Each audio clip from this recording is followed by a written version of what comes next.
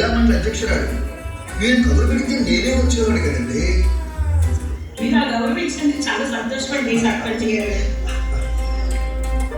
ఏమీ లేదండి, ప్రభుత్వం మహిళా సంఘాలకి కుటీర పరిశ్రమలు పెట్టుకోవడానికి లోన్ శాంక్షన్ చేసింది కదా, అందు గురించని.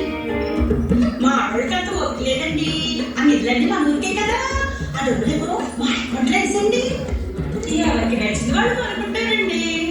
నేనైతే బంగారు గాజులు చేయించుకుంటాను. ఆ విషయంలో డైనింగ్ మా వల్ల కాదండి.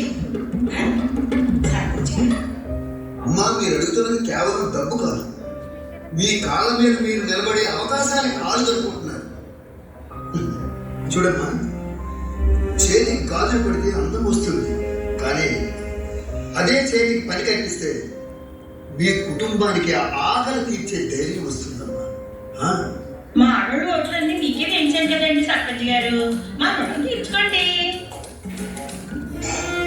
చూడండి సీతామహాలక్ష్మి గారు, ఆకలి వేసిన వాడికి ఒక పూట అన్నం పెడితే వాడికి కడుపు మాత్రమే నిండుతుందండి. అదే వాడు బతకడానికి ఒక దారి చూపిస్తే వాడి తర్వాత వాడి తరం నిలబడుతుందండి.